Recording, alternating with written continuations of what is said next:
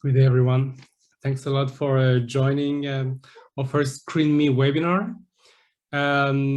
As you know, this is a spotlight on early stage researchers. I'm Antino Nijpsen, senior researcher at the VUB. Vejune and I will have the pleasure to moderate this whole webinar. A few words about how it's going to go and about the organization. So we're going to have 30 minutes of, to start with the 30 minutes of presentation. Ivana will have 15 minutes, Vejune will have 15 minutes. If you have any question, please feel free to ask them in the Q&A, but we will wait for the two presentations to go through these questions. Please note also that the session is recorded. Now we'll leave the floor to Ivana.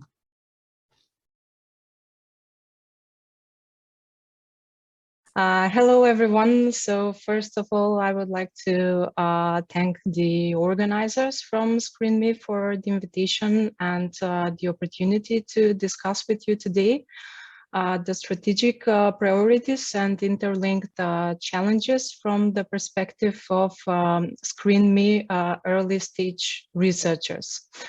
I can email you the PowerPoint presentation to anyone who is interested to have the slides later.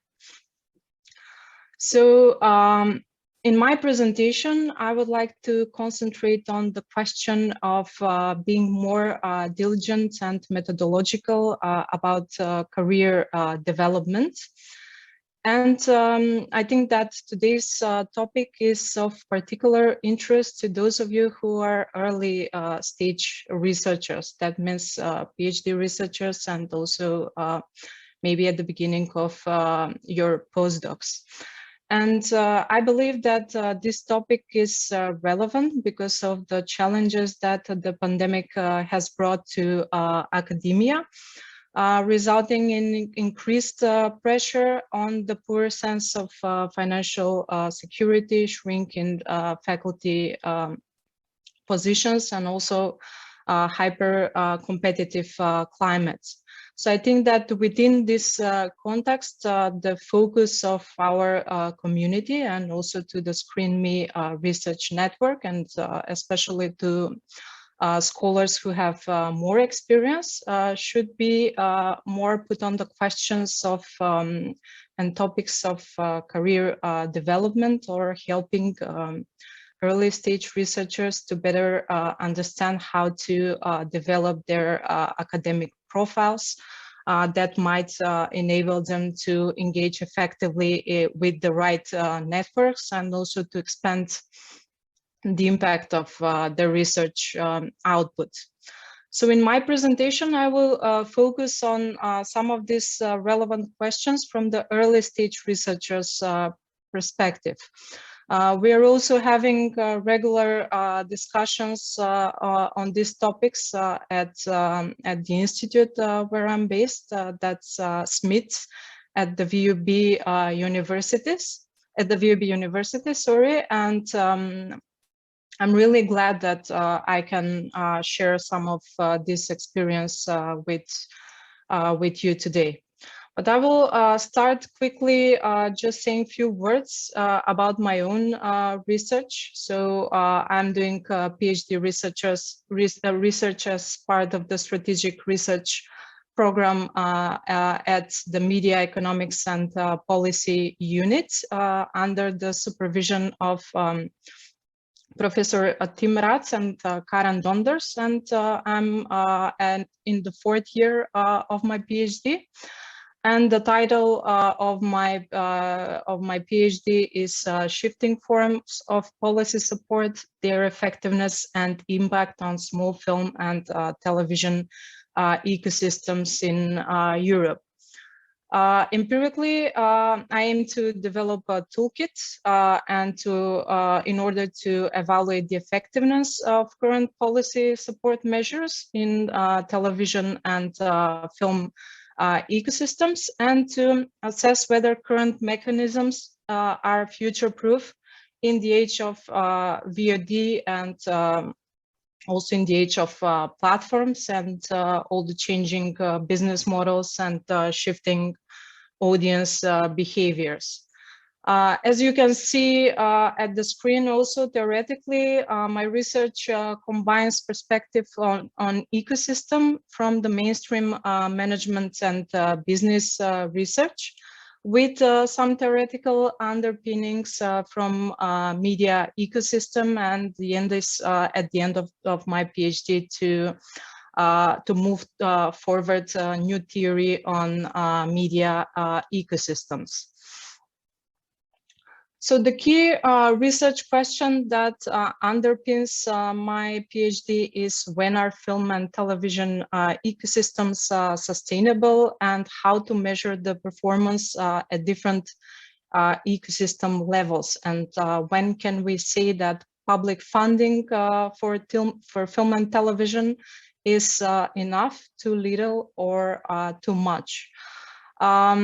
Important part of my research until now is focused on investment obligations for VOD providers, which are known as Netflix taxes, and introduced with the revision of the AVMSD in 2018.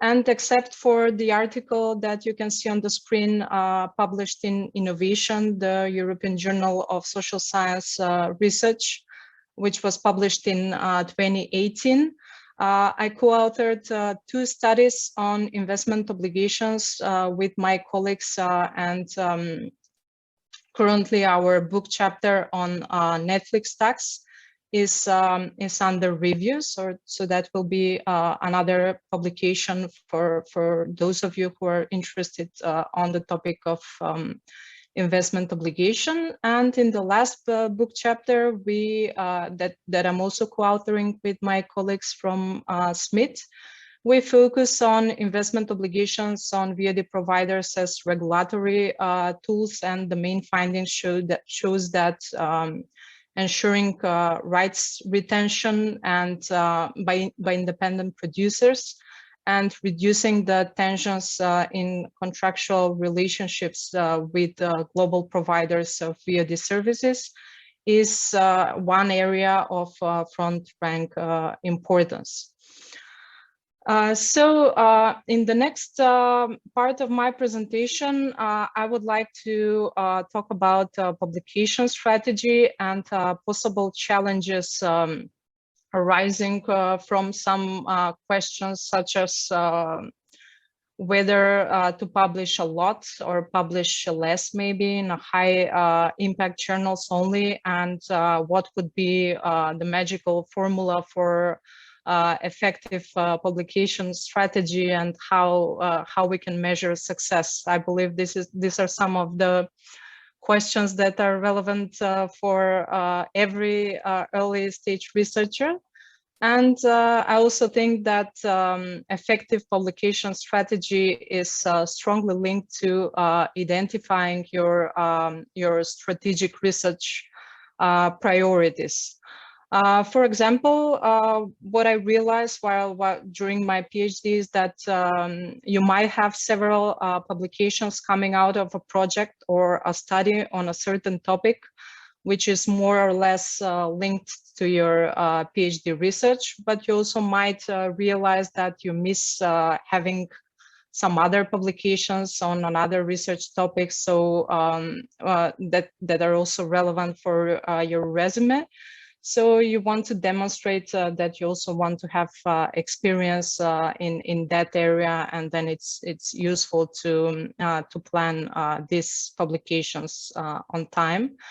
And this also brings me to the next point, which is that I think it's useful in this sense to think about what we bring at our research group and at our field. What are the interests of the research group where we are engaged, and what are some of the emerging topics which are relevant for our field. From my own experience, I think that diversifying your portfolio of publications is not bad, but it can be certainly more challenging. I will give just one example that as part of a study that our institute did together with Deloitte on the revision of the AVMSD. I worked on new provisions on the directive on the video sharing platforms. So I felt at that point that I need to learn more and engage and spend more time on a research area that is not that directly linked to my PhD research.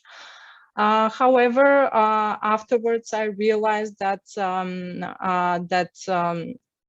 that I have many co-authored publications or publications in the pipeline on regulating video sharing platforms under the 2018 AVMSD, and that this helped me to build up my knowledge and expertise and to diversify my portfolio of publications.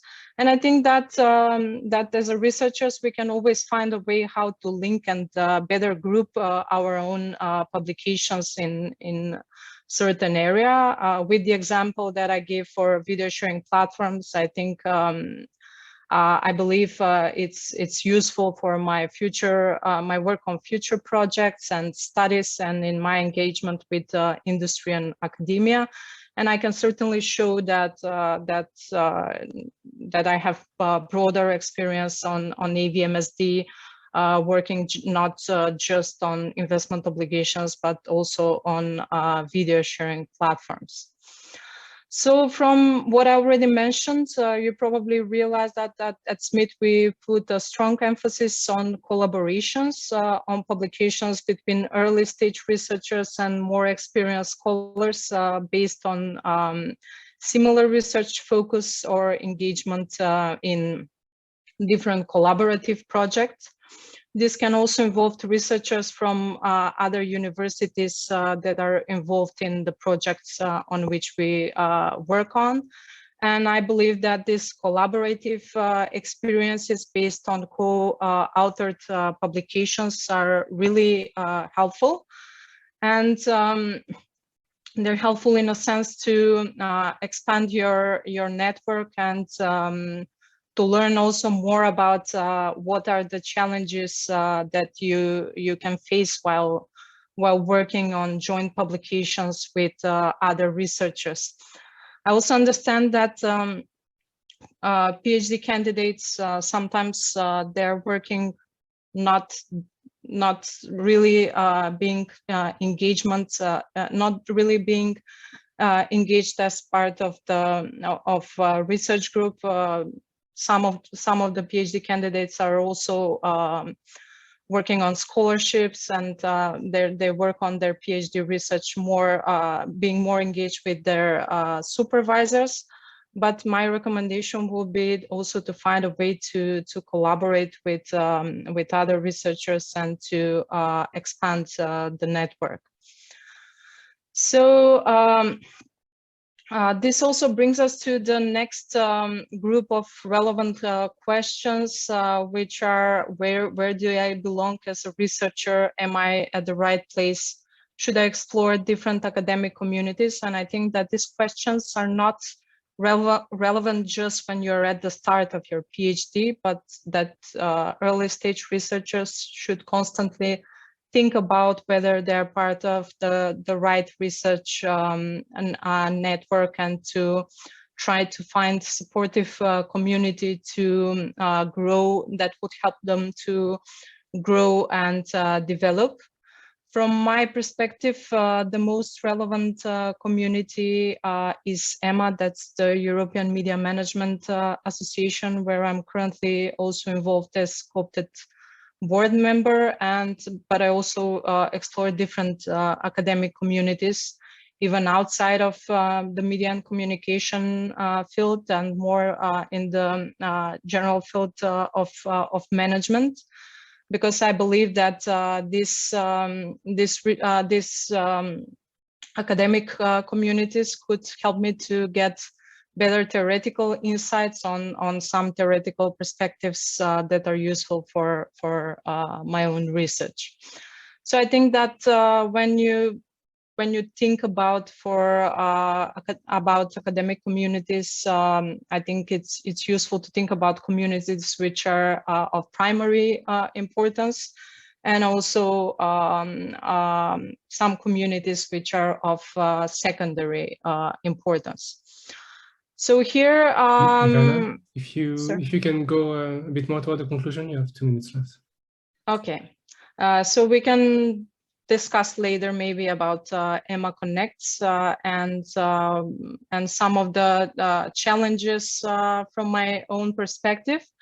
And I would like to look at the question more on how to identify your strategic priorities a bit more in detail, and share this framework that I'm using as part of my PhD, and that I developed while I was reading some publications in the field of strategic management. And I wanted to suggest this framework to early stage researchers who may decide to adopt it or find some bits and pieces that might be useful for them. So the first step here, I will just mention some of the steps, but I can, because I don't have enough time, then we can discuss later on how this framework can be used. But basically, what is important to mention that this is not a stage process, and that each of the 5 building blocks are interconnected. It's about designing a more robust plan. So not to plan just what you want to do in the next 12 months, but to determine strategic priorities for the next 3 or 4 years.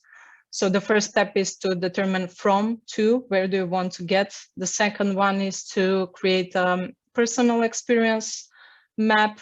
Then the third one is about mixing and matching your skills and experiences in different ways, and to create a career portfolio, and then also to overcome some challenges not related to your research, but more in your environment, at the research group where you're based, and at the community where you belong, and to try to change some things that you believe that are also challenges for other researchers, and finally also to identify some long-term strategic goals.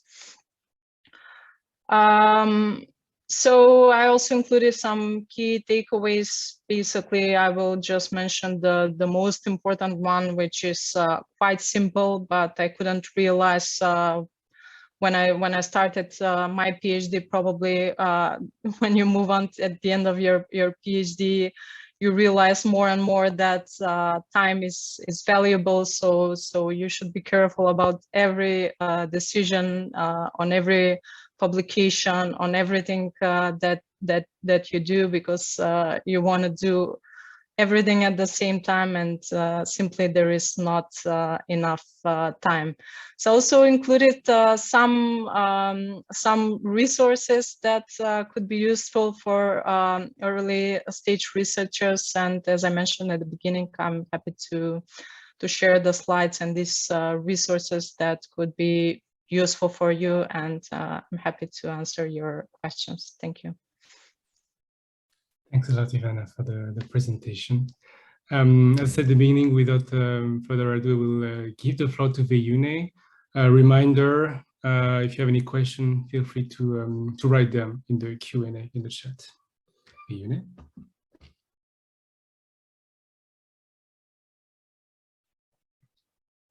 Hi, can you see my slides? Yes. Great. All right. Hi, everyone. Also, thanks from me to ScreenMe project for inviting me to give this talk. In my talk, I will speak mostly about part of my research where we use social network analysis to study gender inequality in screen media industries. My name is Vejune Zemaityte, and currently I work at Kudan Open Lab. One second. Yes, so I'm a postdoctoral researcher at Kudan Open Lab. Kudan is an ERA chair for cultural data analytics project. We are based at Tallinn University in Estonia. Here on the left, you see our team except from 2 postdocs who joined quite recently. So sorry about not including them. But if you go to the Kudan webpage, to the team page there, you will find them and small introductions on everyone in the project. We have PhDs and postdocs.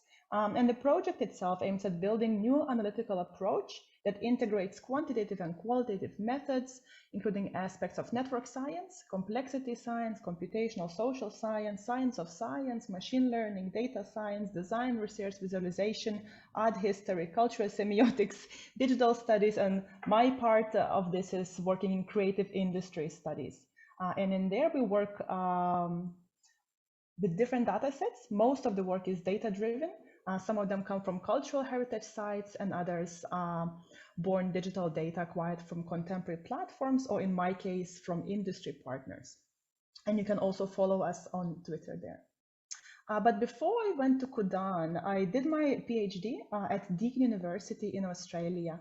So that was submitted now quite a few years ago in the end of 2018. So I think you can find it floating around the web somewhere. Back there, I was working with the kinematics research group, so also quite collaborative group of multidisciplinary researchers. We're working with a large data set on film screenings, listing around 340 million screenings of films that happen around world cinemas. So my PhD was mostly using this data set and trying to understand the trends in global cinema distribution. I was using some visualization techniques and other statistical analysis to do that. My supervisors were Deb Verhoeven and also Bronwyn Coates. Deb is a film scholar, while Bronwyn is a cultural economist. So there was also this multidisciplinary focus there. But somewhere in between my PhD and postdoctoral work at Kudan, I started working with the social network analysis methods for gender inequality. So I was still working with Deb, who was then a PI on a couple of projects facing industry and working with the issue of gender diversity. Now you might ask, why change existing method of studying gender inequality? Well, Deb has been working with gender inequality for many, many years, back in the mid-2010s, but she saw that her work as a researcher and also an activist was not really producing an effect.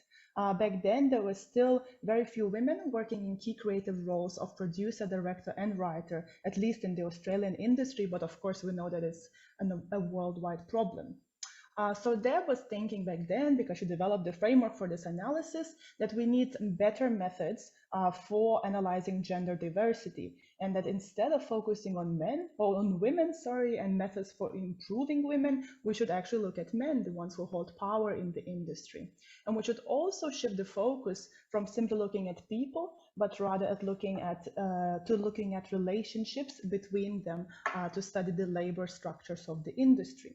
Now, why analyze relationships? Labor in the film industry, as some of you may know, is of course organized around teams, is a gig economy or project-based labor. And in those teams, personal and professional networks are very important for both being included and to secure work, to work in those teams. So a method for really analyzing these labor relationships is social network analysis. Social network analysis allows us to examine these labor structures, and it also yields these different statistics to describe the inequality in the industries, the statistics that are relationship-based. For example, instead of simply counting the number of women working across different roles or the percentage of women in those roles, with network analysis, we could focus on the number of men who do not work with women, for example, or the percentage of projects that have women in minority, and ask why. So just very briefly, how would you do a social network analysis if you were intending to study film networks or TV networks or these labor networks anywhere else? So for this, we would collect data on, let's say, films produced over perhaps 10-year period, but instead of plotting the films, we would focus on people working on those films. In these cases, we were limiting ourselves to the key creative roles of director, producer, and writer, and we were drawing network diagrams based on the hiring relationships. So we start from the producer, who normally makes the hiring decisions for director and writer, and we would connect the network from producer to other creatives. We were coloring the networks based on gender. In here, we chose to have women represented in blue, whilst men in red. Yeah, so basically, if a person or two people worked on a project together, you would have two nodes representing each person. The nodes are the circles, and you would have a link connecting them together. The link would also be colored by gender, and if there are different genders being connected, you would have a mixed color of purple in here. So for example, on the left, you might have a project with a male producer who hired a male director and a female writer. On the right, let's say you had maybe a female producer who worked with a female director and a female writer, and that director on another project also maybe took a role of a producer and then hired one male writer. So that's sort of how the networks were constructed. So the first study that we published based on this network research was comparing the networks of Australia, Germany, and Sweden. So we collected data of over 10 years, looking at these key creative roles and drew the networks. So what you could see straight away is that the networks were overwhelmingly red, so very male dominated.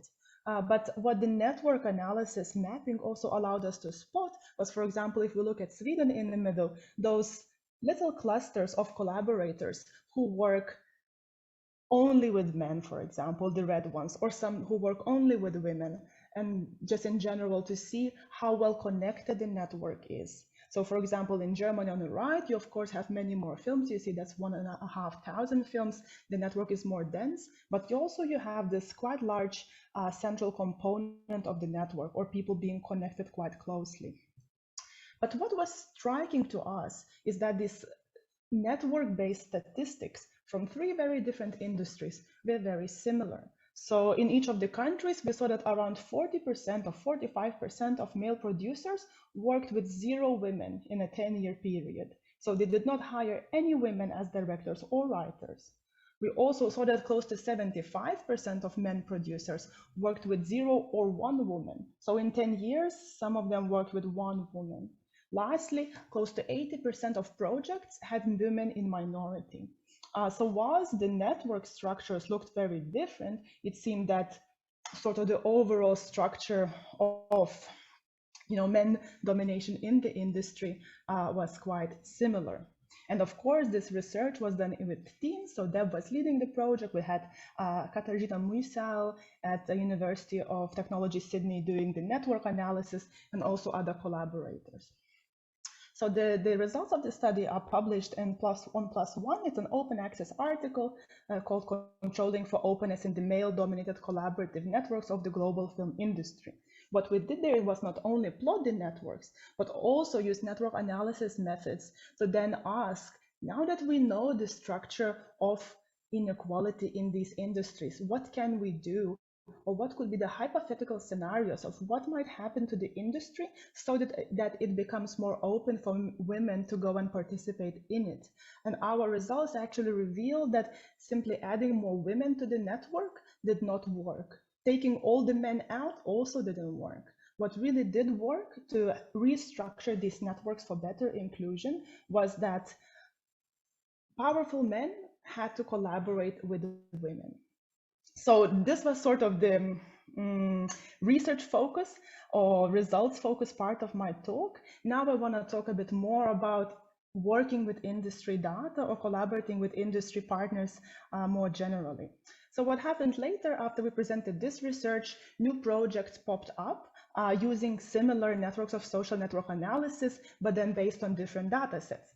For example, the project that I'm now involved whilst at Kudan, which still happens with an Australian partner, Australian Cinematographer Society, uses the same methods, but now focusing on cinematographers or cameramen in the industry.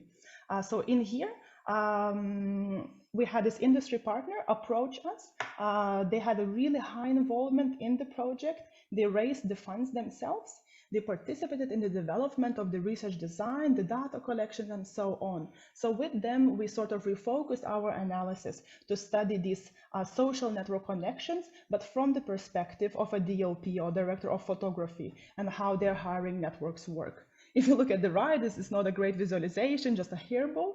Of course, there was sort of an initial mapping of the networks. In that case, we looked at film and TV, and then later on we produced other more detailed graphs to really discuss the results. Also done with a team, this time led by Ivana Kostovska. Another project that we do, which is, I guess, from the perspective of working with an industry partner on the other side of the spectrum, is the work we now do at Kudan, led by Mila Oiva. She's in the humanities department of Tallinn University, and this project looks at Soviet newsreel production.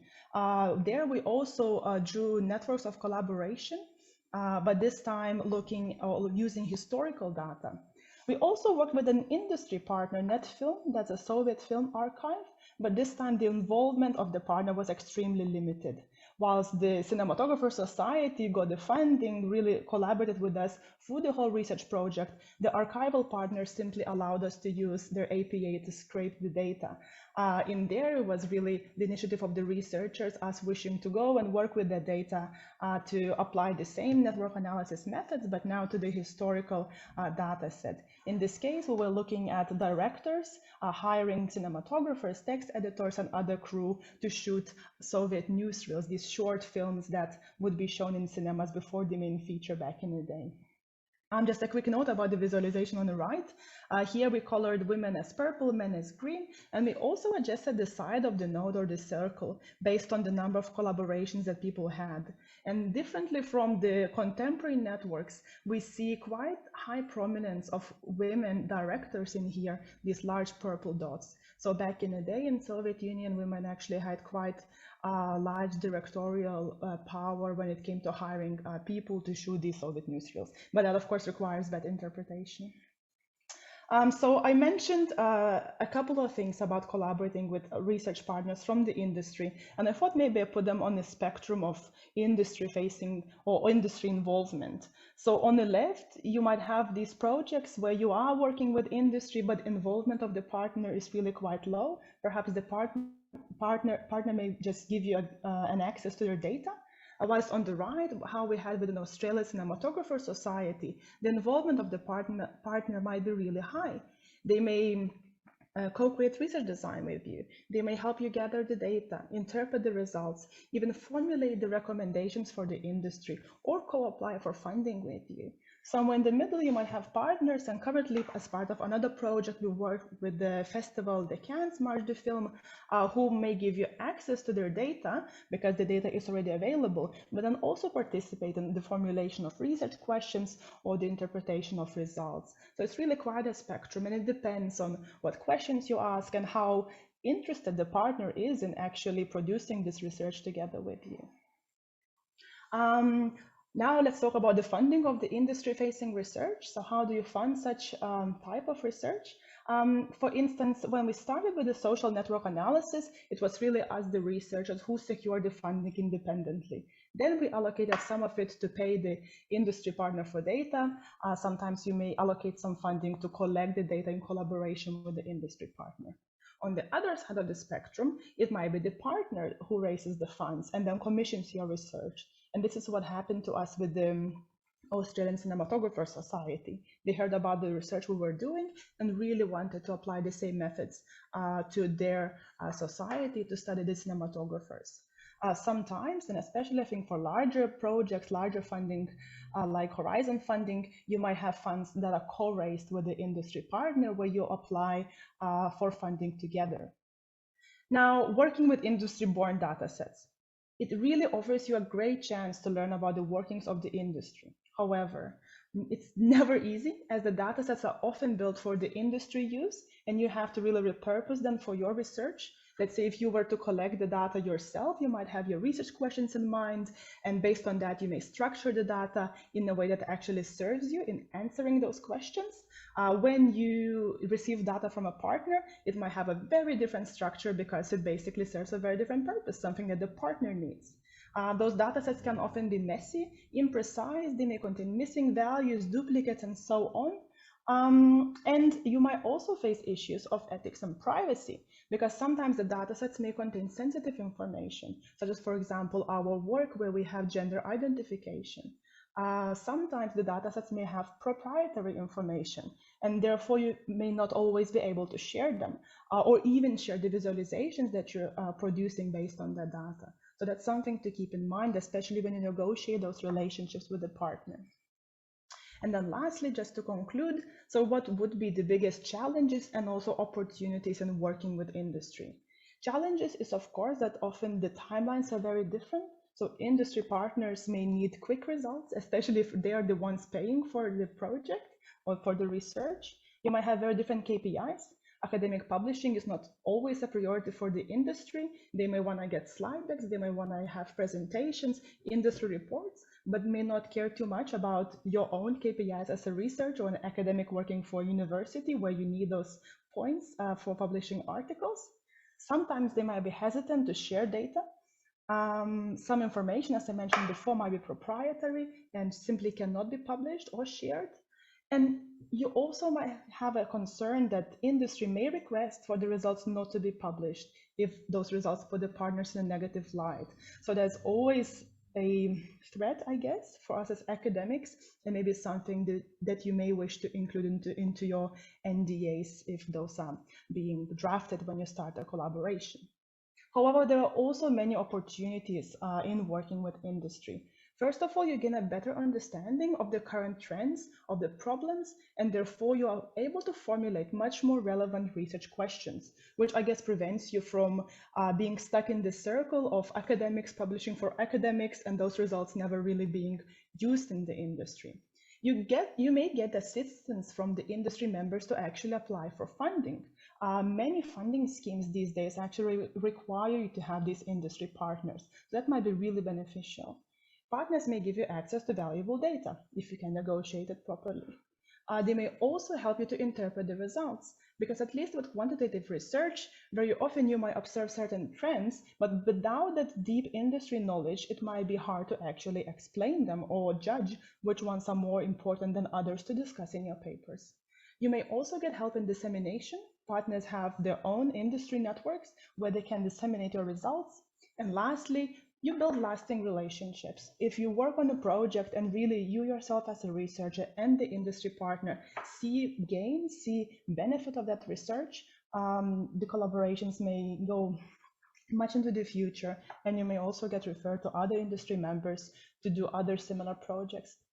So that's all for me. I think we can go to the questions if you have any, and I will stop the share now. Thanks a lot, Vejune. Thank you. Indeed, let's go to the questions. There is one, I think, already.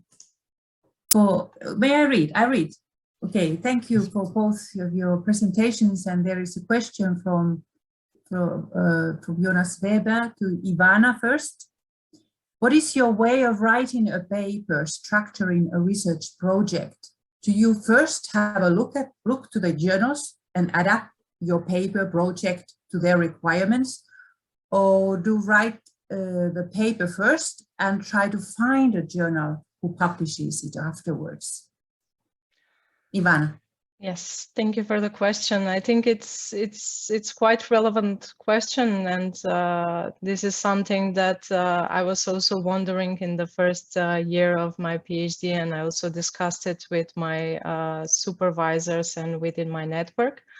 And I think that this processes in a way go in parallel, because while you're working on the research questions and on the research design at the same time, we are discussing usually which are the most relevant journals, and then usually what I do is check the guidelines and see whether there is a fit between my research and also the journal's requirements. But also what is useful and what we do at our research group is that we have a list of journals in our field which are the most relevant, and we kind of try to share experience with colleagues on this. Yeah. Okay, thank you. And Jonas Weber has also a question for Vejune. Do you have a special approach to find industry partners? Do you have a network already? or are you contacting them if they fit to your research projects? Which way? Thanks, Jonas. I think it really depends. For example, for this gender network analysis work, it was always the partners who approached us. We've done the small project with the Luxembourgish Film Producers Association. I think they saw one of the presentations and really wanted to repeat the study in Luxembourg. So they approached us and then raised the funding within their association to basically pay me to do it, because at the time I think I was before my full-time postdoc. After those national studies, you might get even larger partners contacting you, especially if they connect multiple countries and want to sort of repeat the study, but then on a larger network. That's how it happened with our social network analysis partnerships. But of course, you can also contact partners yourself. So for example, when we were working with the screening data, I joined the project once the data was already acquired, but afterwards we wanted to sort of repeat the study or extended it to more recent years. In that case, I was then contacting the partner, asking for them to share the data with us. So in those conversations, if I can recommend something, I think it is very important to stress that you are an academic association, you are a non-profit association, because of course data is so valuable. That partner, for example, the one that collects screening data around the world, they sell their data in a so expensive terms to Amazon, IMDb, all of the large companies. For us researchers, we cannot pay that. So they would be able, once explained, give us better deals basically. If they don't want to collaborate in kind, they would at least give us a discount to then purchase the data. And then again, you go into negotiation. What do you need? What do you not need? Perhaps we don't need a film poster, and that adds some money to the budget and so on. So it really depends on the project. But I think what is important is to really show what you have already done as a researcher, that you're capable of doing it, and then hope to convince the partner to join and help you. And if not help you, to at least share the data for free, and if not, give you a discount, I think. Yeah, it is challenging and very important. You both talk about collaboration, like you, Vejune, with the industry, and Ivana, you highlight the importance of collaborating with in the academic community. But there's a risk that a young scholar is kind of helpless how to start, how to build, how to start this, and they need help. How would you advise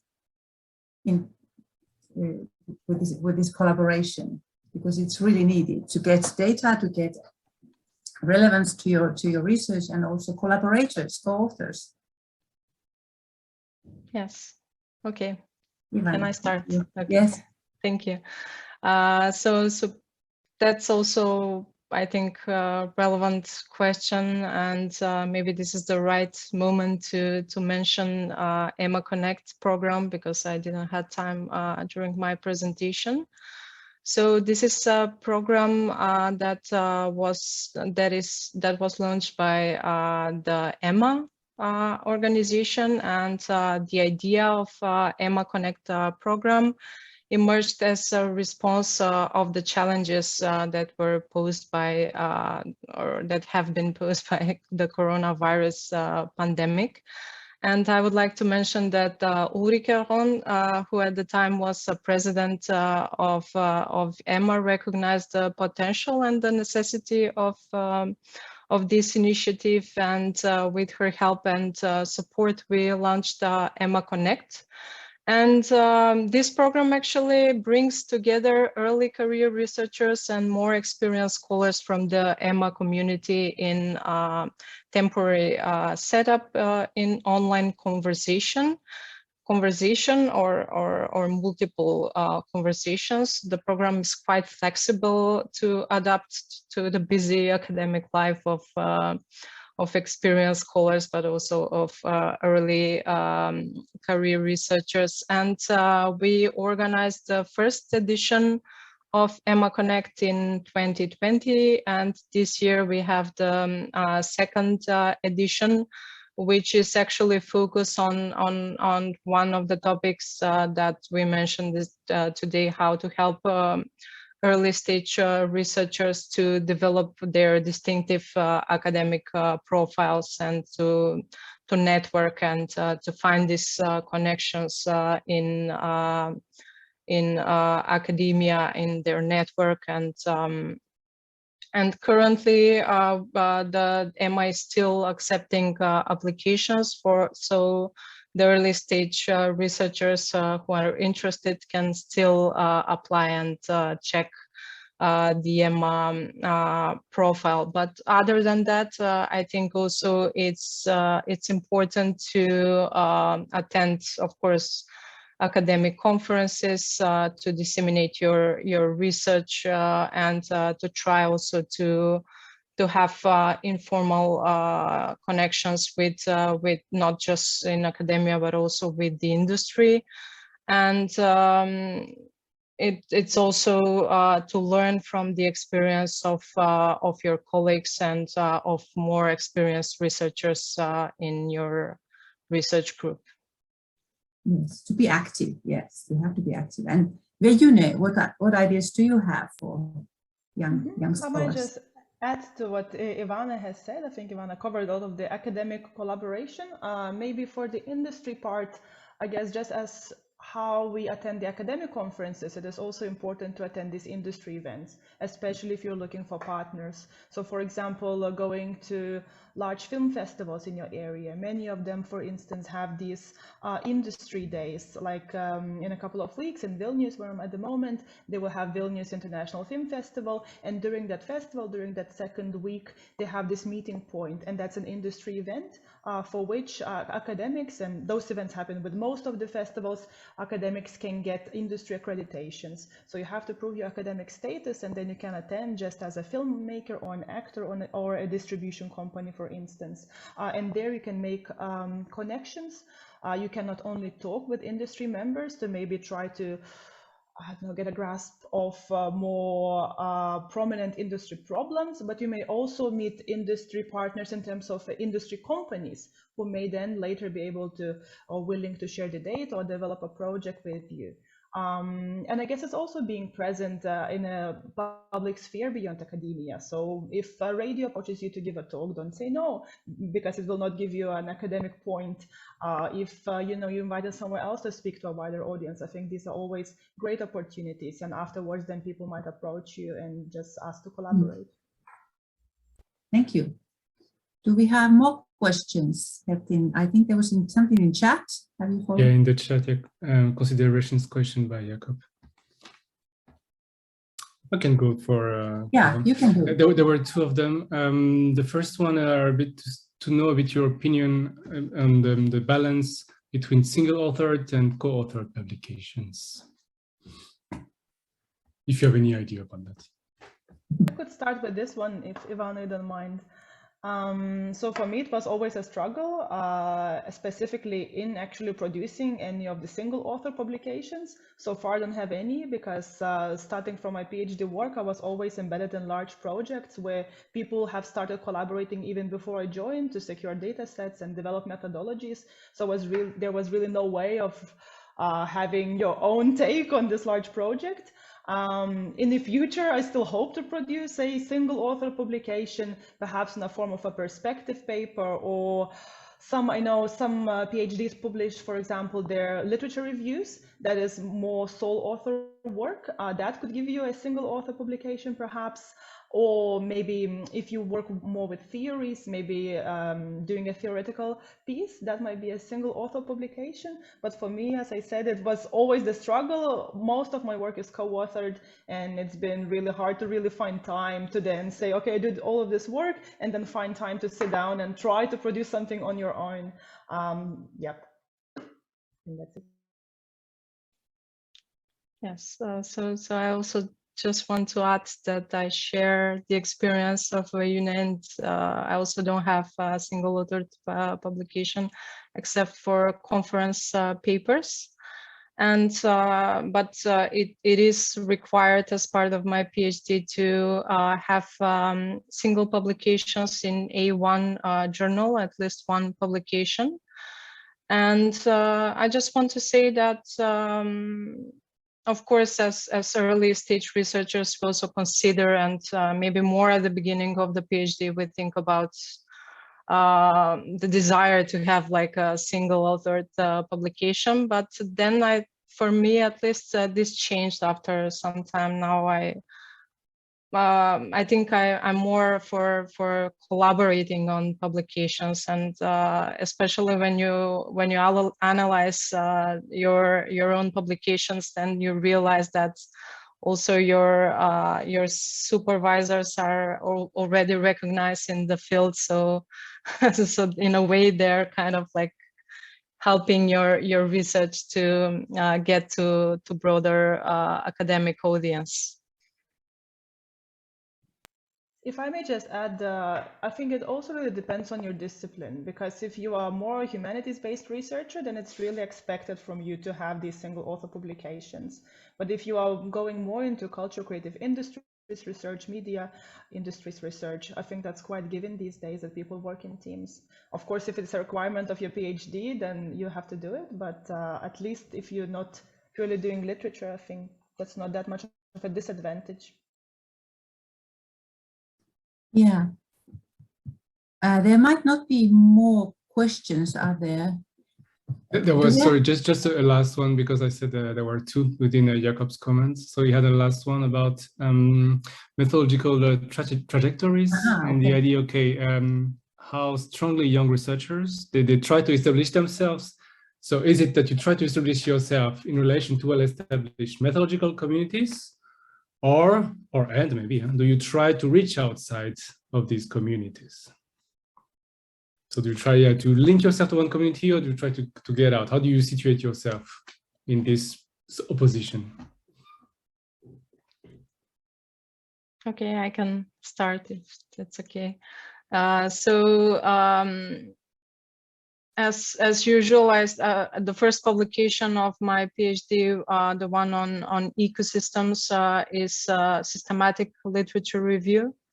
So so that's something that is a methodology which is quite often used as part of a PhD.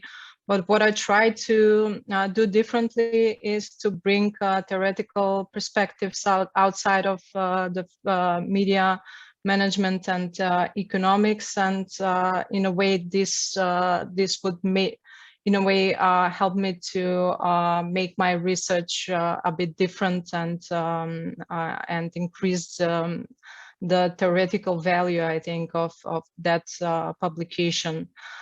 And then in the next articles that I published, I usually applied interviews and content analysis, because these publications were more linked to research projects and studies on which I've been working on. And I expect in the next phase of my PhD to apply methodology which is more quantitative. So then I want to kind of give space to experiment more and apply more novel methodology that could be useful also for other researchers in our field.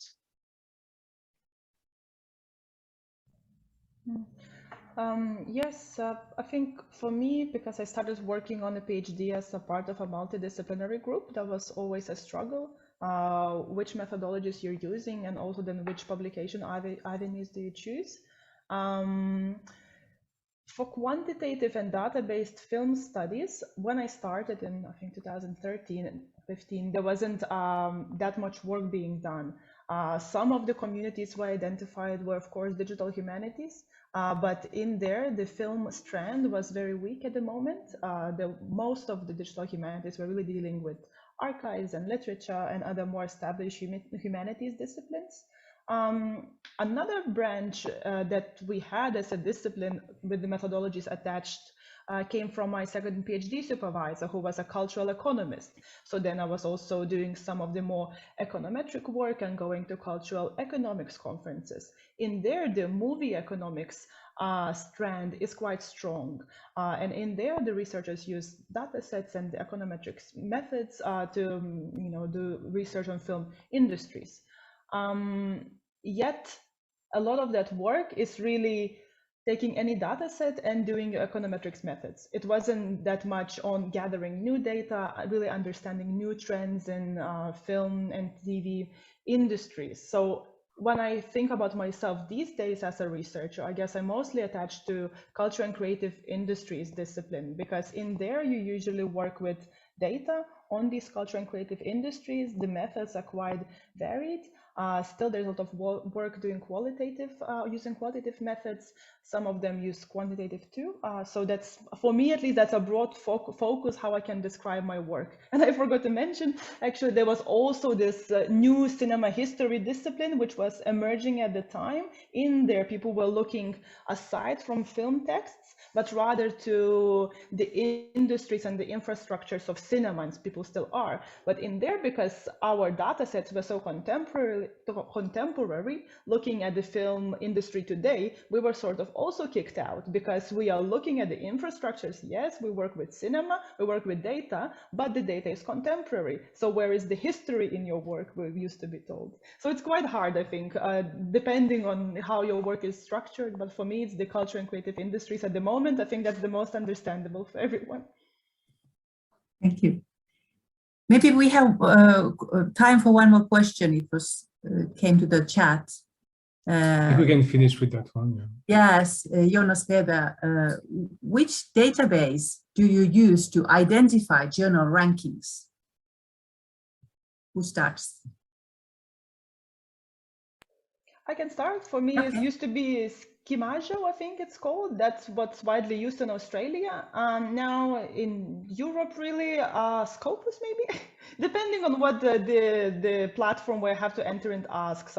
I usually just Google and see what they say they have. Maybe that's not the most systematic method. Maybe Ivana, you have better recommendations.